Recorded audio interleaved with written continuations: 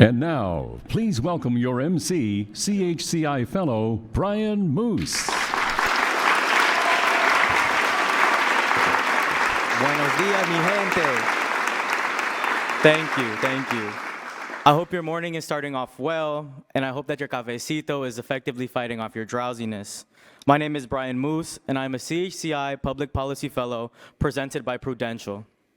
I'm honored to be your MC for today's panel, Charging Ahead, Electrification, Infrastructure, and Transportation in Latino Communities. I'm beyond excited to share this space with current and future Latino leaders. A big thank you to CHCI staff and leadership for all of their hard work. Can we give them a round of applause, please?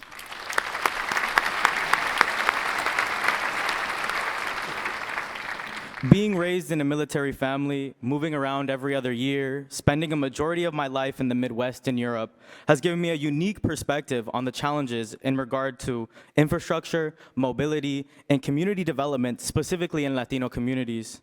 The development of both digital and physical infrastructure in our communities, coupled with equitable access to sustainable transportation, can truly pave the way towards shared prosperity for all.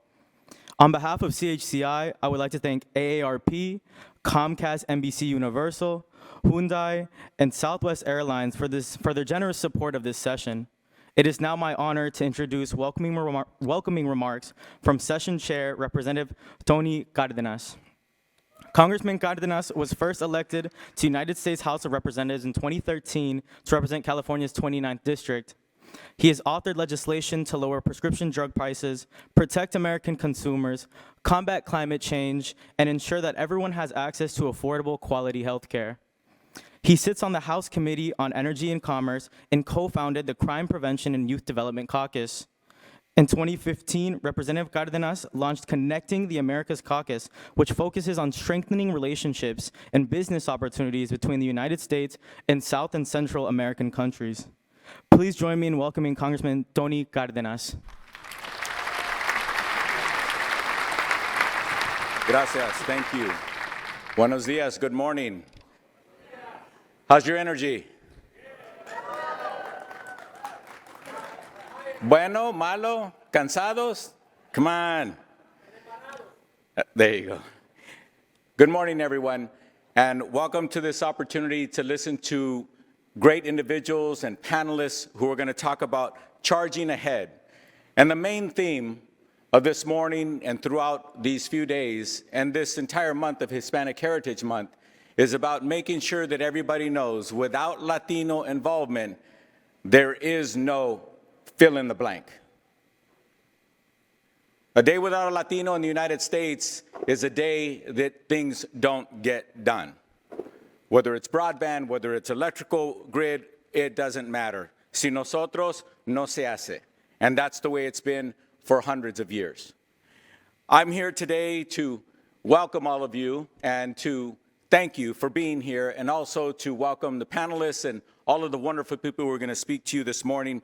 And first, what I'd like to do is recognize someone that I miss dearly. A former colleague of mine is Xochitl Torres Small. And being the public servant that she always is involved in helping out our United States of America. And today, she's the first Latina deputy at the Department of Agriculture, and not the last. You're also going to hear from another incredible Latina, Alejandra Castillo, the Assistant Secretary of Commerce for Economic Development, who's been tasked with further advancing the President's economic agenda in those communities traditionally underserved, certainly including the Latino community. In addition to the Assistant Secretary, it's my privilege to welcome industry leaders like Gilbert Castillo, Coralette Hannon, Leo Munoz, and Juan Suarez, whose perspectives will be invaluable not only this morning, but in their everyday work in everything that they do. One of the things that was not mentioned about what I've been able to help accomplish as a United States Congressman, and I want to leave you with this. When I heard many years ago that we're going to build a Latino museum, and that Latinos were only involved or mentioned 1% of the time in the incredible Smithsonian system that we have of museums, I said, ya basta, it's time for us to get it done. And I was fortunate enough to become a congressman thereafter. And when I got here, I said, when's it going to get done? When's it going to get done? When's it going to get done? Well, finally,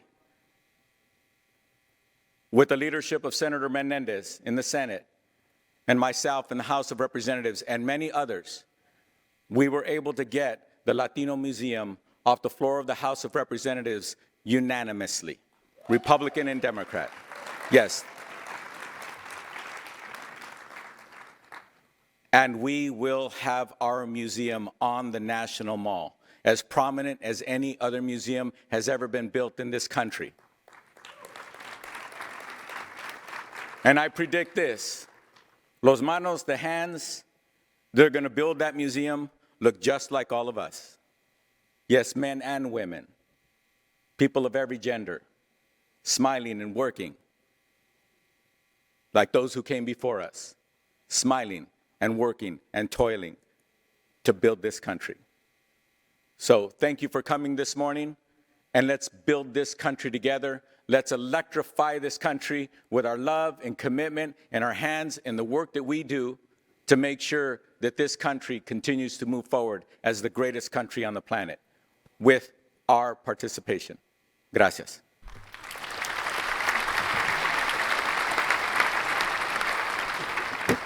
Thank you, Congressman Cardenas, for setting the tone for this session.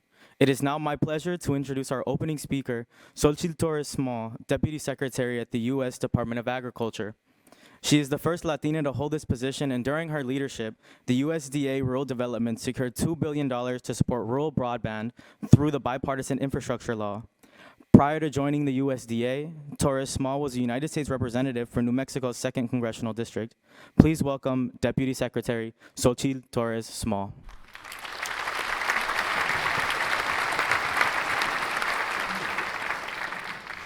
In 1932, just 10% of rural Americans had electricity. How many of those do you think were farm workers? When it comes to the incredible challenges that we face, Congressman Tony Cardenas is exactly right. The solutions only happen when you have everyone at the table, and you certainly need to make sure that you've got Latinos at the table. What does equity look like when it comes to taking on the incredible challenges that the Inflation Reduction Act addresses? Well, it looks like a lot of things. It looks like making sure that the people who are designing those programs are representative of the people all across the United States. It means making sure that people in territories in Puerto Rico and beyond are able to access those programs just as effectively. It means making sure that even though the world of electricity and clean, reliable, affordable energy can be complex, that the application process is more simple. That we're reaching out to every community and making sure that if you're making plans to reach the hardest to reach people all across the country, that you're rewarded for that work, for that investment in all of us. You'll hear today about exceptional panelists are thinking about what it takes to invest in all of us, whether it's seniors, whether it's Latinos, whether it's people in territories, making sure that not only are we talking about reliable clean energy and solving the enormous challenge of climate change, but also equity when it comes to work opportunities and clean, better jobs. Also making sure that we're thinking about health and communities as we power new energy in different ways. And then thinking about our incredible energy workers all across the country, many of whom are Latino. And recognizing that as we take on the challenges that we face in the future, they will be fundamental as the workforce of the future as well. I'm so grateful to get to do this work with all of you, and I hope you have a wonderful time listening to some exceptional panelists. Thank you.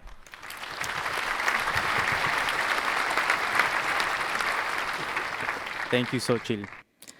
Now we have one more excellent speaker for you this morning. Juan Suarez serves as Southwest Airlines executive level champion for both internal and external DEI-related organizational goals.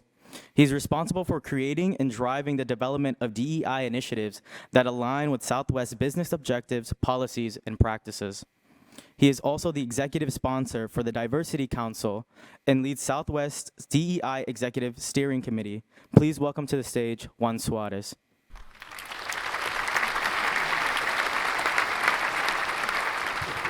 Well, good morning. I am the Vice President of Diversity, Equity, and Inclusion for Southwest Airlines, and we are proud to be a sponsor at this year's Congressional Hispanic Caucus Institute Leadership Conference. You know, our partnership with CHCI and other organizations that support, uplift, and help to drive positive change in the Hispanic and Latino community, it's invaluable. Initiatives and programs that help accelerate social, educational, economic, environmental, and equitable opportunities for the Hispanic community to thrive are so incredibly, incredibly important. This is why the Inflation Reduction Act of 2022 is a huge win, not only for climate legislation, but for the environmental impact it will have on the air travel industry.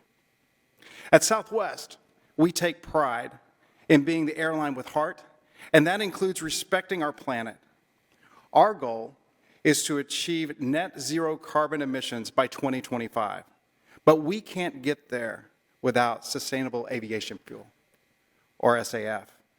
Federal investment in SAF is essential to making air transportation more sustainable, available, and affordable. One of our strategic priorities at Southwest is to modernize our operation. The Inflation Reduction Act is a step toward our nation's goal of producing 3 billion gallons of SAF by 2030, an investment that will help us at Southwest continue to connect people to what's important in their lives through friendly, reliable, and low-cost air travel. Our commitment to our people, through our performance and in service to our planet, naturally extends to our passion for making a difference in communities we serve and protecting our resources. That's why this session is so important to not only Southwest Airlines, but to any organization that's invested and committed to being innovative and making an impact on the Latino community and beyond through their own corporate sustainability efforts. I'm looking forward to a great panel. Thank you.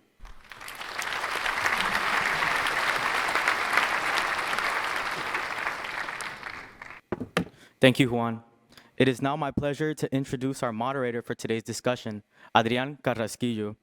As a national political reporter for The Messenger, Adrian Carrasquillo has over a decade of experience covering the Latino vote and issues that matter to voters of color. He has covered the Obama, Trump, and Biden administrations, as well as the midterm campaigns in between, focusing on the elevation of Hispanic and Black stories and voices. Please join me in welcoming our moderator, Adrian Carrasquillo.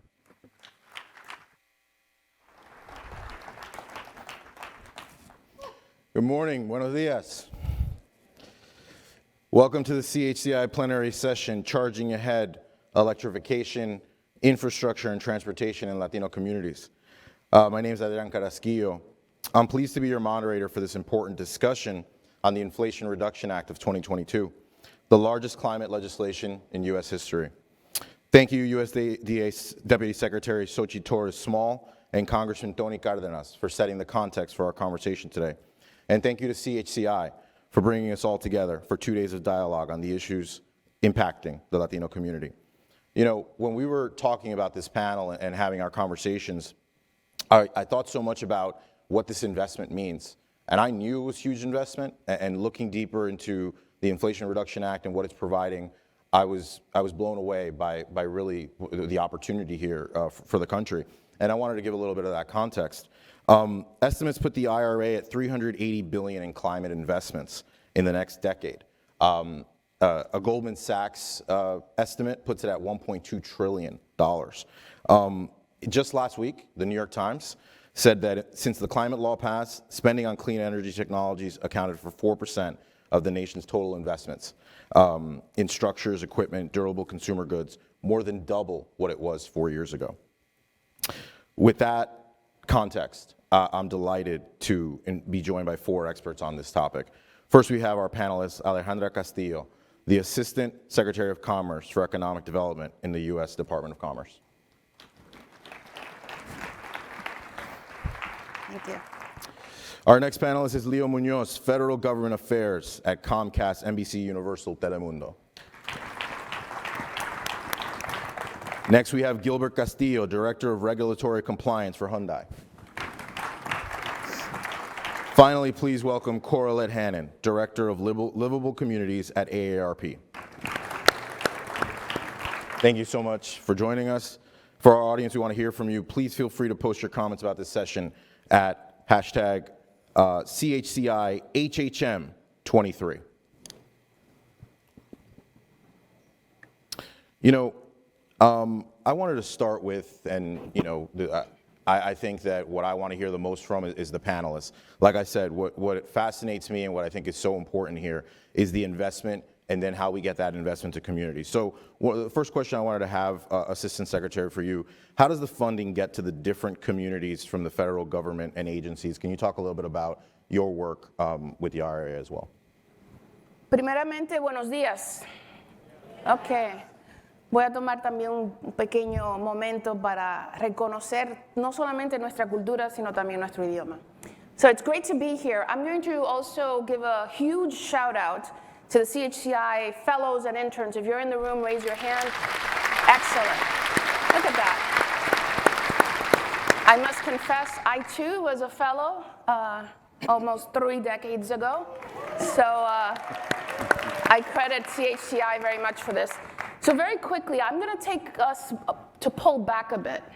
Because you're right, we are talking about the Inflation Reduction Act, but it's important to continue to blow your mind on the fact that it is truly 4 pieces of legislation that are monumental, and that's the American Rescue Plan, the Bipartisan Infrastructure Law, the Inflation Reduction Act, and the CHIPS and Science Act. In all the years that I've lived in DC, I've never seen this type of very intentional, focused, and driven economic lens to really be the architects of what the future is going to look like. And we're talking about almost $4.9 trillion. And I want to invite everyone in this room, if you have not gotten up to speed to what the Inflation Reduction Act, to what all of these different pieces of legislation are all about, please do so, because the economy is changing in front of our eyes. And the challenge for this audience is, how are you going to be part of that future? You asked me a very important question: how are we doing this? At the Economic Development Administration, it's the only bureau in the federal government focused on economic development. We focus on distressed communities, and we recognize that all of this massive amount of dollars were going to communities that didn't necessarily have the capacity to absorb it. The other part is that traditionally, in the Latino community, we are not necessarily at the forefront of economics, so we are the workers, but we're not necessarily the architects of the economy in some ways. So we wanted to make it simple. We wanted to make sure that we were building capacity, and we wanted to anchor it around equity. So all of our grants are driven with the first investment priority of equity. And how do we do that? We make sure that it's not just a check the box. We want to make sure that Latinos, African Americans are at the table, and we test it. So it's exciting times, and hopefully we'll continue to weave this conversation as the other panelists speak. That's great. Thank you so much. You know, we're going to get into today the various investments, and later we'll talk a little bit about EVs, electric vehicles. I wanted to ask Gil, can you talk to me about where the investments are going right now with your company and what's going on with new plants and things like that? Sure. So first of all, thank you for having us, having Hyundai here. So we're really happy to be able to speak in front of you. So the Inflation Reduction Act has far-reaching impact. I think everyone, as Alejandro just said, there's one of the key tenets of it is job creation, green energy or green sector job creation. And so there's tax incentives for onshoring, for ensuring that companies can make and produce components back here in the US, from solar cells to electric vehicles to the batteries that go to those electric vehicles, right? There's incentives and tax credits for green hydrogen production and clean energy. And for Hyundai, we're actually very proud of the fact that we actually, way before the IRA was even introduced, we announced that we were building a brand new factory in Georgia. Actually, several factories, one to produce battery electric vehicles, but also joint ventures to produce the batteries that go into those electric vehicles. So this factory, which we call the Meta plant, is actually in construction right now and should start turning out vehicles in the second half of next year or early 2025.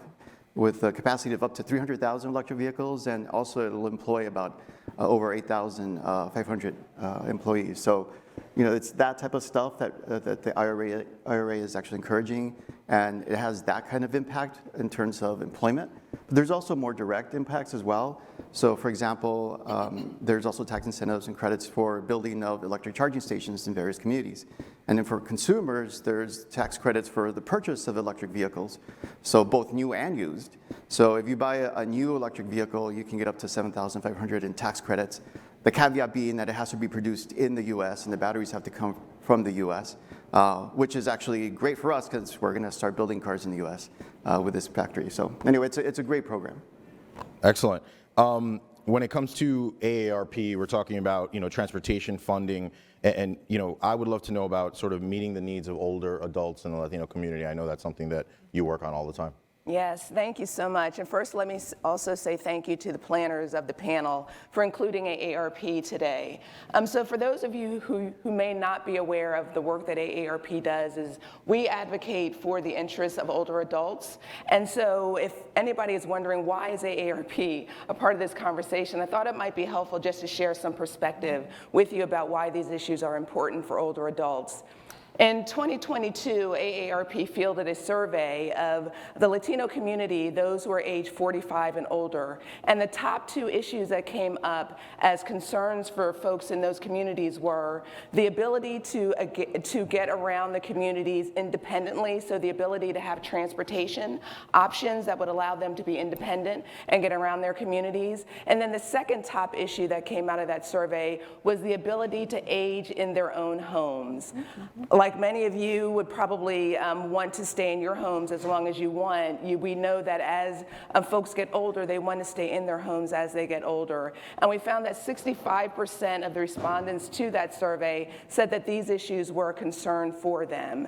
So when it comes to electrification, when it comes to infrastructure expansion, AARP wants to make sure that older adults are at the table, that the needs of older adults are considered in decision making and policy making.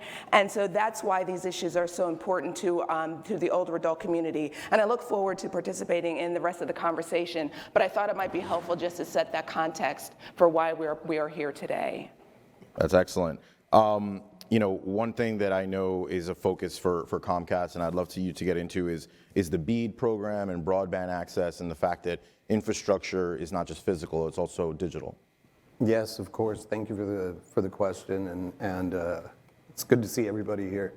The BEAD program stands for it's broadband equity, affordability, and deployment, right? So it's an unprecedented injection of north of $48 billion for broadband deployment.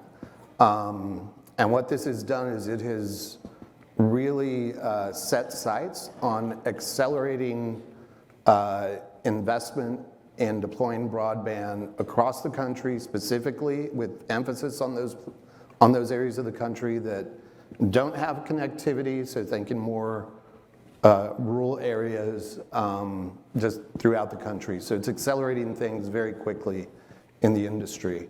It's important to our community because, as we know, Latino community, I think as Deputy Secretary Torres Small mentioned, we have a lot of our gente working in rural areas, and this is going to help get broadband deployed to a lot more places across the country faster. Mm-hmm. And also, Corlett, when we talk about broadband affordability and access, is that top of mind at all for AARP? Absolutely. So when we look at the broadband issues, we think about them in three buckets. One is access, so to make sure that infrastructure excuse me, is deployed in communities where older adults live. The second is affordability. So if you have access but you can't afford it, it's almost like you don't have it. And then to have the skills to be able to use service. And so the one issue that I did want to highlight is the Affordable Connectivity Program that provides a monthly assistance benefit to those who qualify to help make their broadband service more affordable. The most recent research, we found that about 40+% of the enrolled households in those programs are age 50+. So that demonstrated to AARP that this program is important to older adults and that also broadband access is important to older adults. So I wanted to highlight that as part of the conversation. Yeah, Assistant Secretary. Oh, well. Oh, no, sorry. I just wanted to say on ACP, this is a huge issue for the industry as well, because this was another really great investment that the administration made to make sure that as we were going through COVID, that people could stay connected, right? And if you're 200% of poverty, you qualify. It's up to $50 a month. On tribal lands, it's $75. And there is a lot of effort behind the scenes to work with both the administration and Congress and all AARP, ISPs to figure out how maybe that program continues. Because even though it's a multi-billion-dollar fund, we have 20 million Americans utilizing the program, and there is some concern that money could run out in early 2024. So there's a lot of focus and a lot of collective effort on making sure that those who need to be aware are aware. And Assistant Secretary, before we move on, the conversation you've heard, is there anything you want to close with? Well, you know, I'm a lawyer, so I love the fact that all of these panelists have highlighted, one, how tremendously monumental these investments are, and two, how we're making sure, as the administration, we're making sure that no one is left behind. But I do want to say one thing, because I think, again, just to give you a bit of a quick primer, many of these programs are actually within the Department of Commerce. Some of you may not know, but Commerce is 13 different agencies. We are NOAA, National Oceanic and Atmospheric Administration. We are NTIA, National Telecommunication and Information Agency. We're EDA, we're the Minority Business Development Agency. We're the Census Bureau. So many of these programs are actually either being designed, developed, or deployed by the Department of Commerce.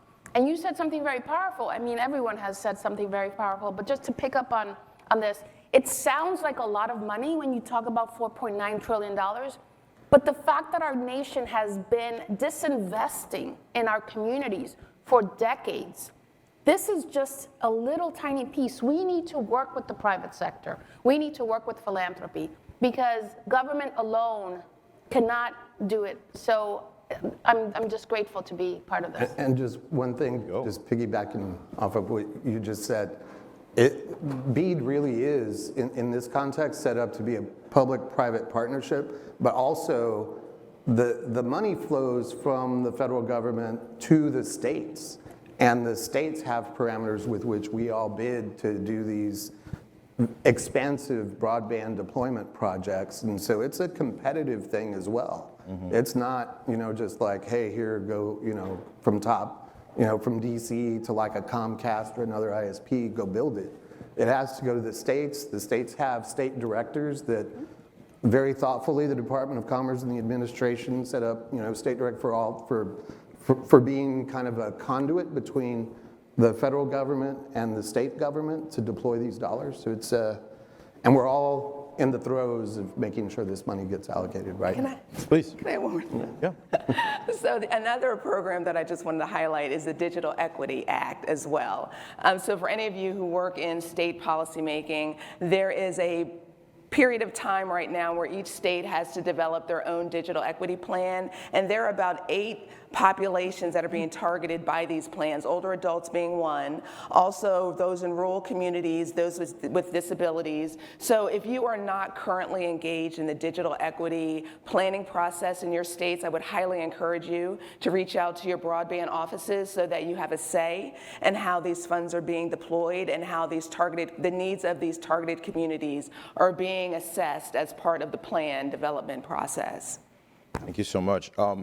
In preparing for this panel, there was this excellent podcast, Ezra Klein in the New York Times. It was out in July. So if you want to know more about what caught me at the beginning of just this, the scale of this investment, I would suggest that you check that out. But one thing that he said, which I really appreciated, it gave me some context, was if you were just going to give safe loans, you wouldn't need this law. Like if you were just going to do programs that are safe and sort of, so what it underlined for me is and something we talked about previously was driving innovation and building for the future. And I think that that's something that that would be good for the audience to take away from this, that this is really trying to look forward in ways that it's not just the same of what's been done before. So that's what I wanted to talk with you guys. And Gil, I wanted to start with electric vehicles. You know, everybody here may have a different sort of understanding. Electric vehicles, they're coming. We know that it's the future, but can you give us a little bit of a 101 to kind of understand the landscape and then go more deeply into some of the challenges and different things?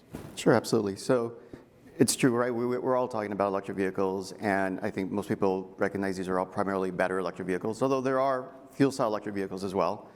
What most people don't understand or realize, except maybe this crowd, this is a DC crowd, so you guys, of course, are aware of a lot of the latest regulations and such, but most people don't realize that there are mandates and requirements that will phase out gasoline vehicles in the very near future.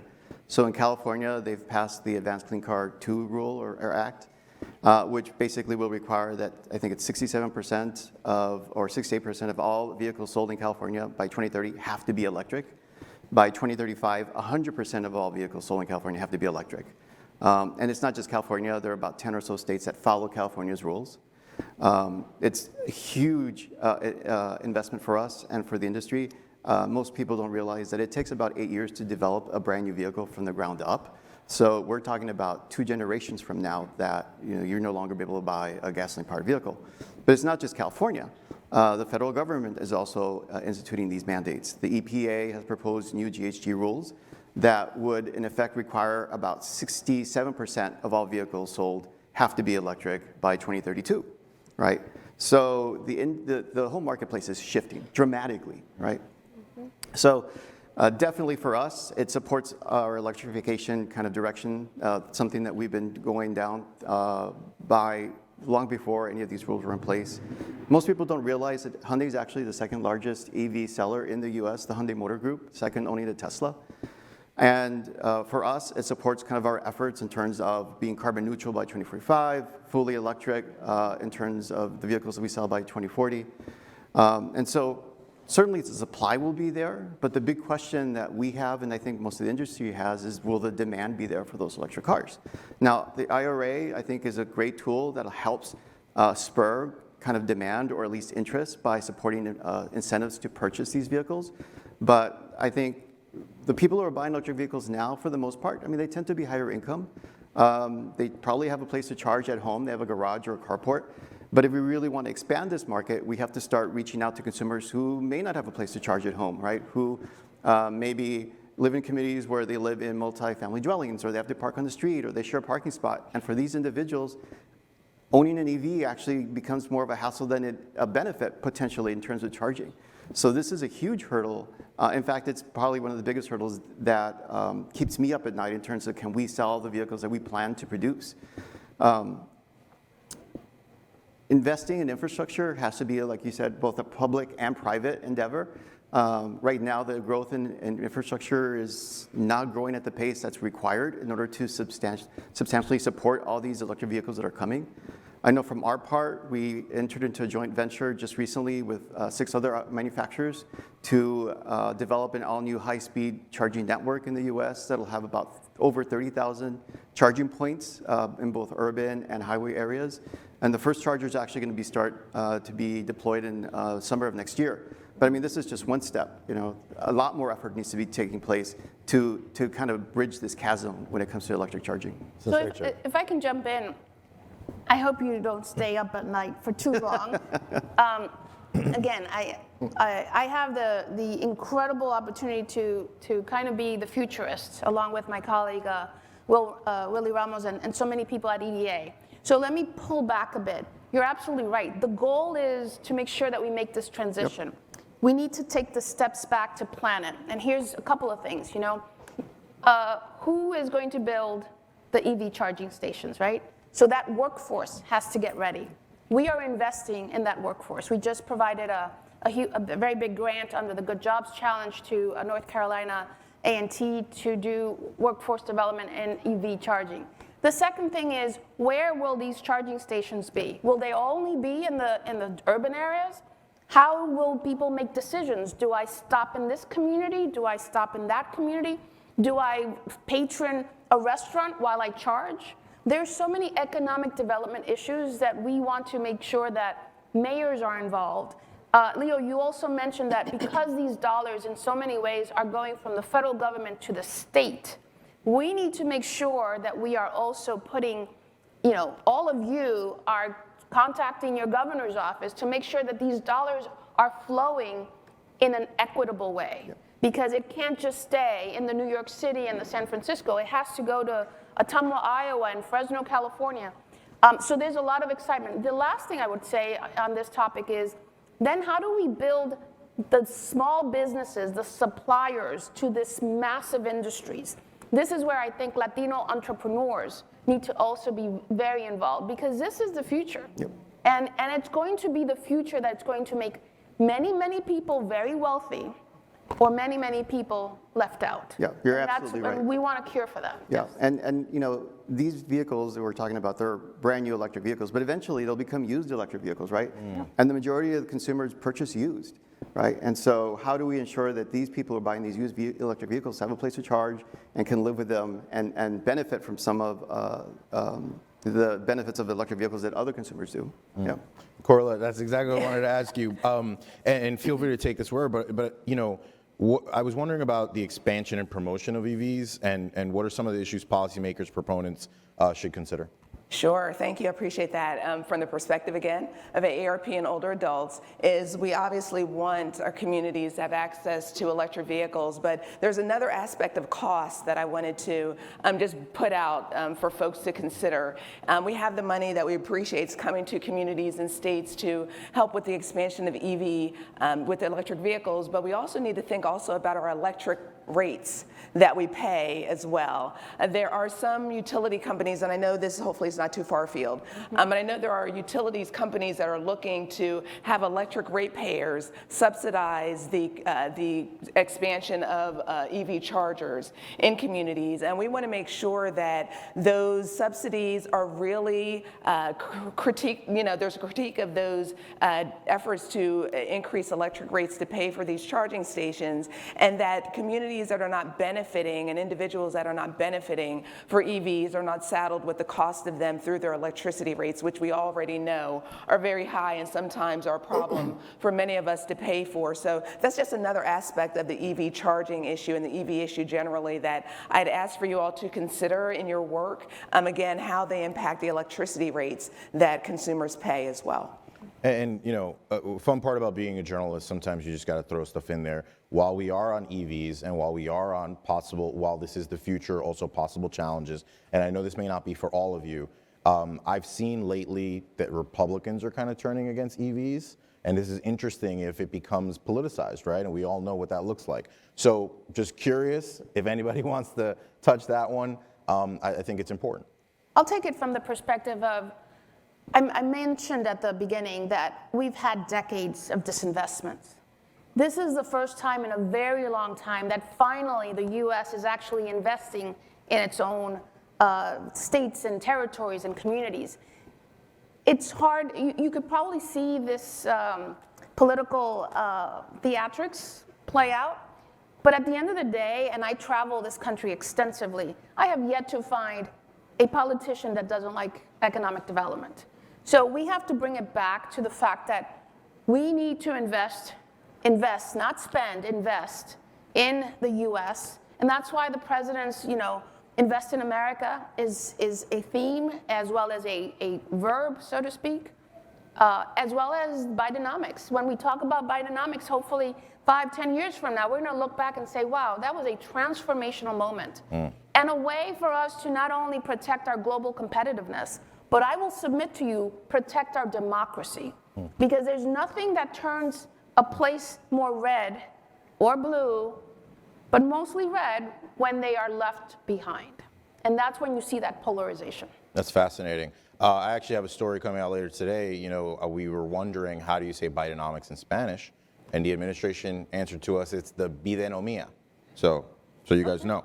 I don't know if you guys knew that. There we go. As we look at sort of like infrastructure barriers, we already talked about how physical infrastructure, there's also digital infrastructure. I wanted to talk a little bit about, if there was anything that you guys felt that we didn't get in the BEAD discussion. You know, it's been described as like the Eisenhower highway system of the century, and I just think that that's really interesting and a really big deal. But if there's anything else to add to BEAD, and then I want to move to the Chip and Science Act. I will just say that it's going to be a bit of a challenge as well to get all this money out efficiently. So, like the Secretary said, we need to all work together, talk to your states, you know, keep tabs on what's going on, and just, you know, stay engaged, because this is going to be an enormous effort. Just one thing I'd like to say is, just from a Comcast perspective, is when we do expand our network or speeds or increase speeds, we do that across the board. It's not a zip code by zip code kind of thing. So to your point on equity, you know, if we're in the south side of Chicago or if we're in the suburbs, the network has the same capabilities regardless of where we deploy. And the new investment, frankly, is going to be top notch. I mean, I don't know that any company really isn't out there bidding, you know, fiber, you know, mostly. So the capabilities are going to be. So when we talk about the CHIPS and Science Act, just some numbers. Again, I know that they just sound so huge, but it's $280 billion over 10 years for R&D, for commercialization, for semiconductor manufacturing. And Assistant Secretary, I found so fascinating, like you learned stuff during the pandemic on this stuff, right? On sort of supply chain, and can you talk about that a little bit? Sure. So we learned so much during the pandemic, and we paid a huge price too, particularly the Latino community. You know, we saw our community unable to continue education because no broadband or telemedicine, or our businesses had not pivoted to e-commerce. So we saw that, and obviously the broadband issue is huge. But what we also saw, and for the first time, Americans actually started to think and talk about supply chain. That was not a household term. When we started to go to the stores and couldn't buy the refrigerator and the pieces or the cars. So what we recognized as a country was how far behind we were in some critical elements like chips, semiconductors. So the CHIPS and Science Act really starts out to fill in that gap, both in terms of manufacturing here or in some cases working with our allies. The CHIPS and Science Act is also about competitiveness. Under EDA, there is a program called Tech Hubs. It's authorized at $10 billion. We received $500 million as a down payment of it. But if you look at the language with regards to Tech Hubs, it's really about the future. So there are 10 critical technologies that the US is now going to make sure that we invest very heavily, both in the R&D, but most importantly in the commercialization. And that's the beauty of what I get to do every day. Where will these tech hubs be? What type of technology are we going to support? And again, it's a public-private partnership, because you know, what keeps me up at night is that we lag behind some of our foreign adversaries. And that can be very scary. But the opportunity is that we have so much talent. We have universities, we have national labs, we have entrepreneurs that are looking at lithium battery, they're looking at, you know, everything from telecommunication, telemedicine, bioeconomy. So again, I invite you all to take a look at the tech hubs. And the last thing I'll say about tech hubs is we sometimes use the terminology, we want to create Silicon Valley. No, we don't want to create the Silicon Valley. We want to improve how we actually create technology and innovation in a way that is equitable, and in a way that it's actually forward-looking, and in a way that it's actually going to create wealth for communities across the country. And Gil, you know, when we talk about infrastructure, one of the things we chat about is like, it's also the charging stations. I was just wondering if there's anything you wanted to add on that, because that just seems so critical to get to where the country wants to be. Yeah, definitely. Before I do that, it's like, I support what you're saying about the chips. So, you know, it wasn't that long ago that the auto industry had a shortage of vehicles, and that was driven in large part due to a chip shortage. So anything that could increase the redundancy in supply, I think would help everyone. In terms of infrastructure, so yeah, I think we talked a lot about the importance of infrastructure for all consumers in terms of charging availability at home or in public spaces or at work. I think encouraging employers to provide charging wherever you work, I think, can also support and ease some of the pain points. There are a couple other things that we're trying to do to support this effort. So for example, in California, my team is actually working with the California Air Resources Board. There's an equity task force team that was created, and we're working with local mobility providers and organizations to provide electric vehicles to these communities on an on-demand basis. And basically, consumers or people can rent these vehicles for a very low subsidized price as needed. The advantage here is that the organization would charge the vehicles and the consumers wouldn't have to worry about charging. The other thing like we're doing is we have a pilot program that just closed. It was in Brooklyn. It's a curbside electric charging program. The idea here is that we have a stand, that's an electric stand that doesn't include the charging cable. And the reason for that is the charging cable is actually what gets damaged the most and actually incurs the most cost. So if you can eliminate the charging cable, the electric charger itself can be a lot cheaper. It's a level 2 charger, and you can put it on a curbside. And so then you run a small conduit using a 6-inch trench, so very low cost, to a house or building. And so now this is kind of a low-cost solution that we're investigating so that a homeowner can install a charger in front. But the advantage here too is that it's wireless and keyless, so anyone can use it, and so the homeowner can actually earn income if other people charge using their charger. So this is a pilot that we just closed, and right now we're investigating to see what the results of it were. Is there anything you wanted to add before we move on? I was just going to jump on the CHIPS EV wagon, if you will. Love it. EV wagon. No. It's critical to our industry as well, because as we're deploying all this broadband, you know, it's not a dumb pipe, right? It takes constant investment and innovation to keep the network running and to keep increasing speeds and route traffic as need be. I think most networks, I mean, our network now has literally millions and millions of cyber attacks a day. So the CHIPS Act is really important to our industry as well, because as we deploy and as we build out, there's a lot of investment and a lot of work that goes into not just building it, but maintaining it.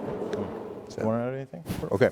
So when we talk about climate action, we know on a daily basis we feel the economy, we feel jobs, we feel housing, we feel healthcare intimately and sometimes painfully in our communities. But we know now that we can't have our head in the sand on the climate anymore. That's become pretty clear. And just on climate action, I wanted to ask you guys broadly, and whoever wants to take it, where are Latinos on these issues and what is being done to address climate action in our communities? We need to be more active, much, much, much more. For those Boricuas in the audience, or those of you who have lived in Florida or even New Mexico with the fires, I mean, we are now at the forefront paying a huge price for this climate, for what's happening with climate. Now, there's also a flip side, which is the opportunity. What's the opportunity? And I mentioned that part of commerce is the National Oceanic and Atmospheric Administration, NOAA. NOAA is, within the Department of Commerce, our lead agency doing a lot of work with regards to climate. There was actually a notice of request for information that was pushed out to the community. I sent it out to many organizations, Latino organizations, to actually elicit from the community what should we do better in order to reach underserved communities or diverse communities. I don't know what the response has been, but I can't plead with this enough with this audience. Get involved, because right now we are designing many approaches, policies, programs. The other thing I would say is EDA, at EDA we do a lot of disaster recovery, and it's a portfolio that's growing. We received $500 million last December for disasters that occurred in FY21 and 22. And now there's another potential supplemental coming through for disasters just in FY23. This is a portfolio that's growing. But we need more voices. We need more Latinos being involved in terms of how do we manage resiliency and how we build resiliency. And then one last point is, we're paying for this in our insurance. There are places that it will be very hard for Latinos to be able to even live there because there are no companies that are going to cover with regards to insurance. So it is changing. Climate change is changing the entire economic landscape. And one note I would love to underscore on resilience. I was just in Puerto Rico, a little trip right before the end of the year, sort of as we're getting into hurricane season, and looking to see if the hurricane's coming and what people have done, and we know what happened in Puerto Rico with Hurricane Maria, and then I'm reading in the AP that FEMA put resources down there just in case. So it just struck me that it's not always about destruction; it's also prevention and being prepared, right? And can you talk a little bit about that, but also like the resilience in our communities that have already sort of seen this and prepare so that it doesn't happen again? Yeah, it's one of our investment priorities at EDA, resiliency. And how do we build that? How do we build the infrastructure so that it actually can withhold these disasters? But I do have to underscore, the disasters are happening more frequently, they're happening with greater intensity, and they're happening in places that traditionally had not seen a hurricane or a tropical storm. I'll tell you, I was just in Imperial Valley. They had the first tropical storm in 100 years, and it was devastating. So again, it is working with, for example, I'll give you an example, National Institute of Standards and Technology, which is also part of Commerce, and they test materials. It's also building materials that are going to be much more resilient. So the construction industry is also going to have to be part of this entire discussion. This is great. Corla, can you talk a little bit about AARP, any resources when it comes to this stuff? Yes, and actually the Assistant Secretary said what I was going to say about the fact that these disasters are happening in places that before we were not experiencing significant disasters, so it really impacts many of us, not just the tropical location. So I did want to highlight that AARP a few years ago partnered with FEMA to develop a disaster resilience toolkit. One of the things that we found in terms of disaster preparedness and recovery is that older adults tend to fare disproportionately worse than others in the communities, a lot of times because they don't have a way to get out, that's convenient for them. Sometimes they have illnesses that may prevent them from leaving their communities in a quick fashion, the way that some others can. So I would encourage you all to Google AARP FEMA Disaster Resilience Toolkit and look for that, because it will help to, in your conversations about how to prepare for disasters. And I can't emphasize enough the importance of getting engaged. It's no longer a time when we can sit back and really wait for others to plan for us and make sure that we're taken care of. We all have to, in any way that we can, be a part of the solution. So again, please take a look at that toolkit, and where there's a way for you to engage in the planning process in your communities and to make sure the members of your communities, especially older as well as younger, are planned for, I would encourage you to do that. Is there anything else you guys want to add? Because I've just really, not just because I'm facilitating the conversation, I've just really loved this panel and learning so much from you guys. And so if there's anything that you feel you would like to mention before we move on, I would love to. Yeah, actually, so part of our job is to kind of understand the pulse of the consumer. And so we do kind of run a number of surveys and get a lot of consumer data. And historically, it's true the Latino community is slightly less concerned about climate issues than the population in general. But when you look at the different generations, the young Latinos are definitely very concerned, and we're seeing that driving some of the change in terms of the community. So we've been talking about electric vehicles, the importance of electric vehicles for climate change, but actually it's beyond just climate change. A lot of these lower-income communities, I mean, they're in very dense urban areas, they're near transportation hubs, and one thing that we haven't really talked about are like commercial vehicles and diesel trucks, right? So there's a lot of pollution in these communities that is really harming kind of the quality of life for these residents. And so it's not just about transitioning to electric vehicles for private transportation, but it's also for commercial transportation as well, because that actually will have a huge impact in these communities. And this is actually an area where not only it's battery electric, but also fuel cell electric can make a big difference. At Comcast, we definitely have a big focus on sustainability, whether it's we're going around the country taking our what we would call a head-in plant for internet service that has just racks of, of things that help route internet traffic through all over the country, and taking them from, huge rooms to a room a third of that size that consumes, a third to half the power that the previous iteration did, and it performs better than the older equipment we have, going back to CHIPS Act. That's why we need a lot of chips to help manage all this, all of this. But also, we have a lot of white trucks and vans that go to people's homes to service, the cable and internet service. So we're working on reducing the emissions of the fleet, of course.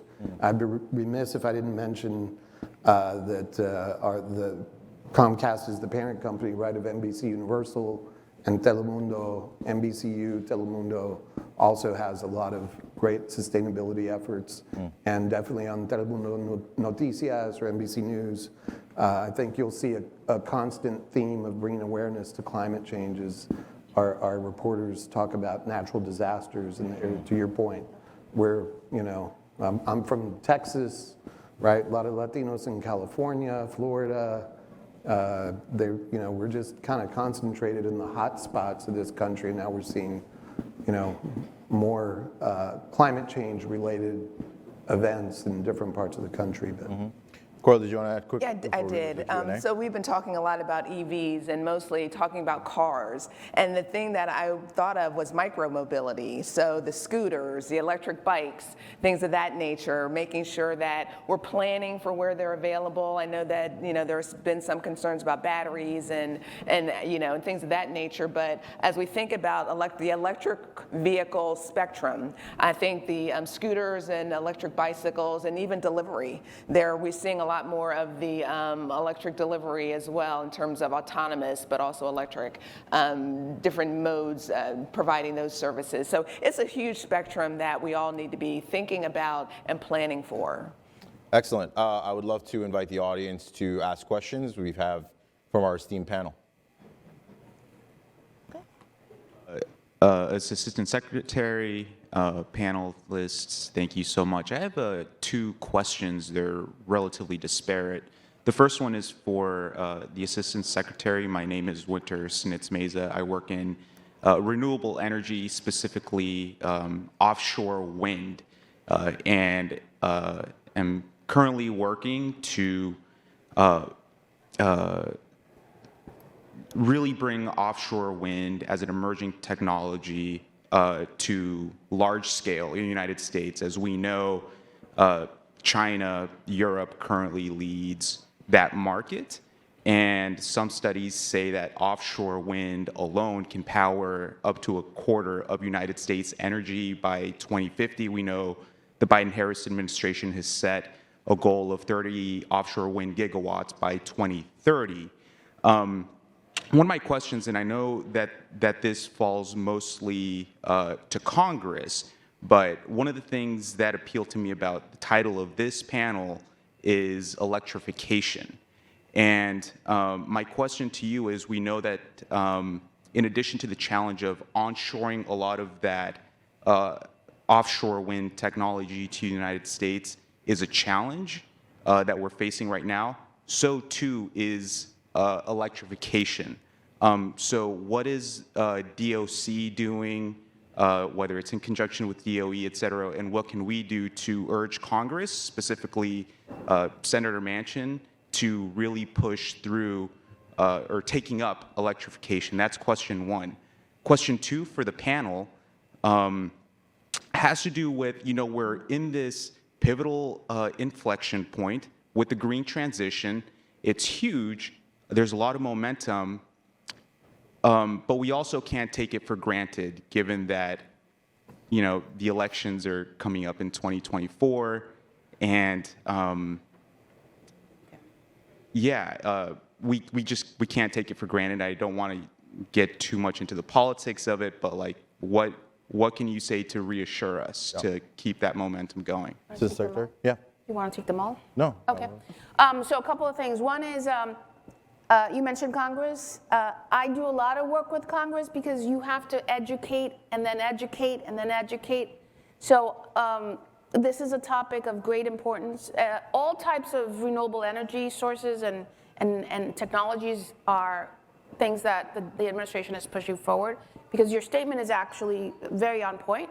We need to make sure that we're leveraging all of these technologies that abroad are already underway. So Commerce is very involved. NOAA is particularly involved on the offshore wind. And I will tell you that we've gotten proposals through our Build Back Better regional challenge, which was a $1 billion grant. It's just that we couldn't fund all of it. So if there's anything I would tell you is make sure that when you go to Congress, you're educating and re-educating. It's not just Senator Manchin, it's many others as well. So that's the type of work, inside-outside work that we need to do, because that's the only way we're going to truly move to the type of technologies that we need to commercialize. So thank you for that. You're right. Elections have consequences. If you're not registered to vote, go register to vote and go vote. Yeah, and I was going to say, also think about state government as well. And I had mentioned earlier about electricity rates and things of that nature. Some decisions are being made by your public service commissions in your states. So I would encourage folks to look at the dockets in your states to see what issues are coming before them as well, because they're going to play a major role in the transition. Do we have another question? One question. Hi, my name is Christopher Zamora, and I hail from the great state of California, Central Valley. I'm part of the great points made by the panel. I'm part of the Hispanic American dream. My father grew up picking onions in the fields in Southern California, and now we own and operate 21 car dealerships throughout the state of California, Arizona, and most recently Texas, along the Rio Grande Valley border. In the areas where we do business, the full-on BEV, we represent manufacturers that have 7 fully electric vehicles. Our areas are fairly rural, and to the point about charging availability, home charging availability, expense of the vehicle, we have had very little success selling the traditional battery electric vehicle. And I would just wonder and ask the panel, what are the thoughts of a more portfolio approach with BEV, plug-in hybrid, and fuel cell vehicles? So I'm going to put a former colleague of mine on the line. Maybe after this panel, I'm happy to connect you to Leo San Roman over at Department of Transportation. Transportation is the lead here, DOT is the lead here, but there are some dollars as well that are going to particularly minority-owned businesses to be able to get into this space and to actually leverage some federal dollars to, kind of shorten that cost, as well as other approaches to it. So I'm not an expert in it. All I can tell you is that I work on the side of making sure that not only are we making those investments to deploy, to create the ecosystem that will allow for electric vehicles, but also to prepare the workforce. Because even when this technology is greater adopted, we have a workforce challenge. Who's going to build it? Who's going to maintain it? And the like. So happy to connect you and make sure that you have that contact. Yeah, so that's an excellent question, and it's something, it's the main reason actually why we offer a full complement of solutions, right? We're only one of 2 manufacturers that offers the hybrid, the plug-in hybrid, battery electric, and the fuel cell, for that very reason that not all consumers are at the same place, right? Some consumers can charge, others don't or can't. Some drive long distances, others just have short distances. So it's our intent to provide these solutions, the wide range of solutions, for as long as possible. But to the point that you were making, right now the mandates are, at least in California, they don't include hybrid, and they're trying to phase out plug-in hybrid. So they're definitely just moving in a zero-emission, pure battery electric or fuel cell direction, which, for the points that we all raised, you know, there are some concerns in terms of making sure that we don't exclude a large proportion of the population. We have another question? Good morning. My name is Edwin Canizales. I'm with the Palos team at LULAC. I have to put on my glasses to read this, sorry. I had sent it on Twitter, but industry is crucial to a sustainable economy. We need the car makers, the petrol companies, all of them are part of the solution too, and often we criticize them because there are brown economies, not green economies, and a lot of investment is being pulled away from them. How can government and people like us educate the public better to make them understand that without them, all the sustainability plans are not going to happen? We need them too as part of the team. How do we do a better job at educating people that we need the brown economy to get to a green economy? Anybody would like to take that? Yeah, so as I mentioned before, I travel extensively, and part of it is this educational piece. You're right, we are heavily invested in this brown economy, and in large part because those are where the jobs are. So we need to go in tandem. We need to create new jobs. We need to create the training. We need to give people an opportunity to see themselves and know that they can have livable wages and they can actually make a living as we transition. It's the gap between this transition can actually be very scary. So we need to move into more green technologies. We need to make sure that our community is transitioning along in a way that, and forgive me for the tired statement, but that we don't leave them behind. Because at the end of the day, we need to provide economic dignity as we make this transition. Anybody else like to add? Let me just add that one of the biggest issues is actually lack of education. It's very true. Even people who say they really want an electric car, when you actually start probing deeply, you realize that they have somewhat unrealistic expectations in terms of driving range or how quickly they charge. So education among the greater population is very important in order to make sure that this transition occurs. And then the second point is that for the reasons that you just stated, we have to make sure that the transition happens in an orderly fashion. Too soon, and you potentially leave people behind, and you shut down certain industries. Too slowly, and we don't reach our climate goals. And so it's really much kind of it's a very difficult act, right? And so it takes everyone to coordinate together. I think we have time for one more question. Quick question and quick answer. Okay, perfect. Good morning. My name is Dr. Gabriela Sosa. I'm an environmental scientist, and I completed the CHCI fellowship in 2015, 2016. At the time, my topic was mining, and I was looking more at gold mines and seeing the environmental impacts of these mines. At the time, I could already start hearing lithium was going to be the next big thing. I've kept up with the topic, and I know that most of the mines are in Chile and in China, but there is potential mining here in the United States. There's been environmental impact statements that have been are in the line, and there is endangered species that we are dealing with.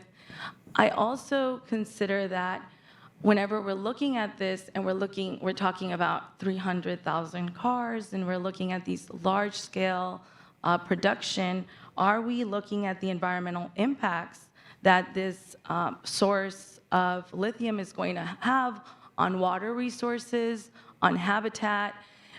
In the past, we always just started a project and we never thought of what the consequences were going to be. That is why we have NEPA, the National Environmental Policy Act.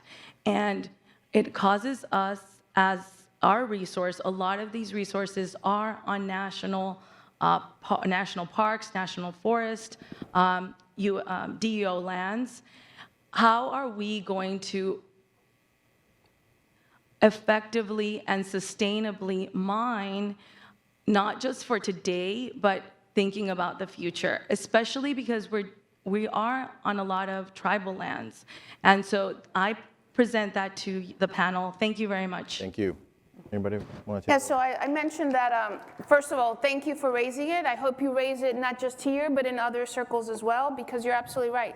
Lithium is a critical mineral that is going to be exploited because of the technologies that you already heard about. I mentioned that I was just in Imperial Valley. I went to the Salton Sea. I spoke to the Latino community, to the indigenous community there. I saw the environmental impacts already. And I will tell you that Congressman Ruiz, who's the congressman of that area, is very, very involved in exactly that. We cannot allow that to be a purely extractive community. We need to make sure that not only are we paying attention to those environmental impacts, but as well as who's coming in. The big delta is going to be what type of technologies can we develop to actually extract in a more responsible way. There are many types of technologies that are used in Chile, as you well pointed out, and other places. But we have to protect that particular resource. And what I'll tell you is, it pains me because it is almost 97% Latino community and indigenous community for whom that particular area is home. It's not a business, it is home. It is 116 degrees when I was there.